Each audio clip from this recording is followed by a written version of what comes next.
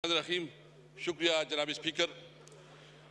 सबसे पहले तो मैं बिलावल भुट्टो साहब ने जो साइपर की बात की है, मैं हमारे पार्टी का इसके ऊपर बिल्कुल क्लियर मौक़िफ़ है कि उसके ऊपर जुडिशल कमीशन बनाएं, सुप्रीम कोर्ट जुडिशल कमीशन बनाएं।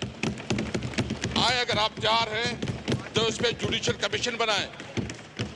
जिस तरह साइपर में जो हमारा मौक़िफ़ था कि एक 19 ग्रेड का ऑफिसर हमारे एम्बेसडर को बुला के जिस तरह वो डिक्टेशन देता है, वो हमारी कौमी गैरत पे एक बहुत बड़ा सवालिया निशान था। क्या हम पाकिस्तानी इस तरह ट्रीट होंगे? मैं बिलावल भुट्टो साहब से ये जो उसने बात की है, अब पहले मैं तो दूसरी बात करना चाहता हूँ। क्या शहबाज शरीफ साहब और यहाँ मुस्लिम लीग नून की जितनी लीडरशिप थी, ये सब नहीं कहते थे कि झूठ का फलंदा है, कोई साइपर नहीं है? ये प्रेस कॉन्फ्रेंस करते थे, ये तकरीरें करते थे और ये कहते थे कि झूठ है, कोई हकीकत इसकी नहीं है। फिर इस साइपर को बुनियाद बना के इमरान खान के खिलाफ जिस तरह उसको सजाएं दी गई, जिस तरह अदालत का, यानी मुझे तो समझ नहीं आ रही कि एक दिन में 11 घंटे अदालत की प्रोसीडिंग चलती है, 14 घंटे जो है ना अदालत की प्रोसीडिंग चलती है, और मकसद ये है कि किसी तरह गन पॉइंट से जज के ऊपर गन पॉइंट से उसको सजा दिलाई जाती है, इसलिए कि इलेक्शन के दौरान अपने वर्कर को, अवाम को मायूस किया जाए कि इमरान खान की कोई कैरियर नहीं है। अवाम ने दिखा दिया। तो इसलिए सबसे पहले मैं हुकूमत से मुतालिबा करता हूं कि अगर इस पे वो हकीकत समझती है, सच्चाई समझती है, तो आए कि इसके ऊपर जुडिशल कमीशन बनाए, जुडिशल कमीशन बनाए और फिर हकीकत सामने आ जाएगा। जो जिस तरीके से सबसे पहले मैं मुजम्मत करता हूं जो हमारे प्रेसिडेंशियल कैंडिडेट महमूद जगदई के घर पे चापा पड़ा, जिस तरह ताकि कोई भी अपनी हक की बात ना कर सके, जिस तरह कल जो है ना एक मैसेज दिया गया अगर असेंबली में कोई तकरीर करेगा तो उसका अंजाम ये होगा। मैं उन लोगों को ये बात वाज़ेह करना चाहता हूं, वो डर और खौफ का वक्त गुजर चुका है। हम तमाम हालात से निकल चुके हैं। हम ना देखें, हम कानून और आइन को, हमने सारी उम्र, मैंने इमरान खान के साथ 29 साल गुजारे। मैंने उस वक्त जब उसको ज्वाइन किया तो उस वक्त बुनियादी मकसद ये था कि पाकिस्तान में कानून की हुक्मरानी हो। मैंने जो उसके साथ ज्वाइन किया तो उस वक्त ही के हमारी कॉन्स्टिट्यूशन सुप्रीम होगी, सुप्रीमेसी ऑफ कॉन्स्टिट्यूशन। जब हम उसने उस वक्त ज्वाइन किया तो इस वक्त मकसद ये था कि हम आवाम को इंसाफ दिलाएंगे और इंसाफ के लिए हमारी जद्दोजहद थी। 29 साल इमरान खान के साथ गुजारे। इमरान खान ने कभी उसूलों पे सौदाबाजी नहीं की। उनके लिए आसान था कि वो भी एग्रीमेंट करता मुल्क से बाहर चला जाता, लेकिन उसने न वो भागा है और उसने डट के मुकाबला किया। उसने तमाम ऑफर किए और उन्होंने फैसला किया है कि वो इस मुल्क में रह के हालात का मुकाबला करेंगे। मैं आपको कहता है कि इंशाअल्लाह ताला ना हमारा लीडर झुकेगा ना हम झुकेंगे इंशाअल्लाह ताला। अगर किसी का यह ख्याल है कि इमरान खान इस किस्म के हथकंडों से वो किसी उसके ऊपर आ जाएगा, किसी ऑफर को कबूल करेगा या कोई कंप्रोमाइज करेगा, कोई कंप्रोमाइज नहीं होगी। हमारा वही मकसद है कि पाकिस्तान के अंदर कानून की अलमबरदारी हो, आइन बालादस्त हो, मुल्क में हम आजाद जुडिशरी चाहते हैं। तो इसलिए मैं आज ये वाज़ेह करना चाहता हूं, अगर किसी की गलतफहमी है, ये जो लोग आए हैं ये सारे कुंदन बन गए, कुंदन, इसमें कोई डरने वाला नहीं है। मैं इस सीट पे, जनाब स्पीकर, मैं इस सीट पे रहा 3-3.5 साल। मेरे जिस तरह तौहीन और तज़हीक की गई, घरों पे छापे पड़े,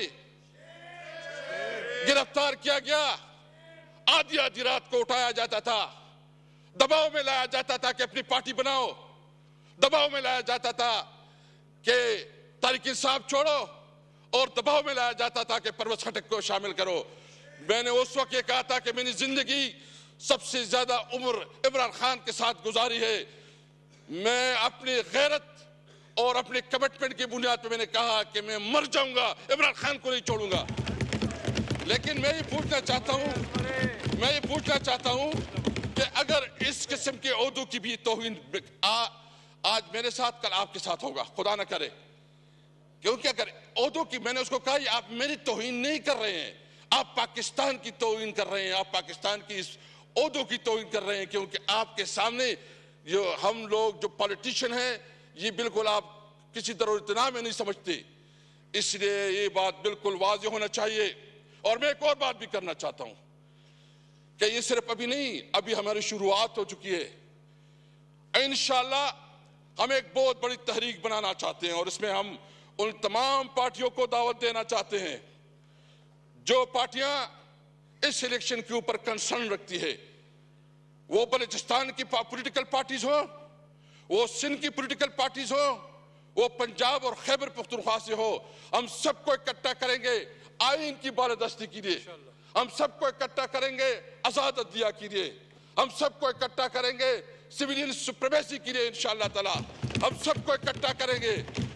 ये बात भूल जाएं, ये तो आगाज है। ये जहां बैठे हैं फार्म 47 वाले, मैं बहुत माजरत से कहता हूं, इनको अपनी बीवी और अपने बच्चे भी मैंने नहीं समझते, इनको पता है इनकी अपनी जमीन भी, इनको जो कराची में हमारे मैंडेट पे डाला गया है, डाका डाला गया है, इनसे पूछे, उनको पता है कि वो हारे हुए हैं। जो इस्लामाबाद से है उनको पता है कि वो हारे हुए हैं, जो पिंडी डिवीजन से है उसको पता है कि वो हारे हुए हैं। उसने जो वज़ीर-ए-आज़म बनाया किया, उस वज़ीर-ए-आज़म की कोई से है, उसकी कोई वैल्यू है, उसकी कोई अखलाकी कुव्वत है? मैं यहाँ साहब से पूछना चाहता हूँ कि थोड़ी आपके अंदर कोई ज़मीर जाग रहा है कि नहीं जाग रहा? कोई शर्म, कोई चीज महसूस हो रही कि नहीं हो रही? आप किस किस्म की जो है ना इस मुल्क को इस बहरानों से निकालेंगे?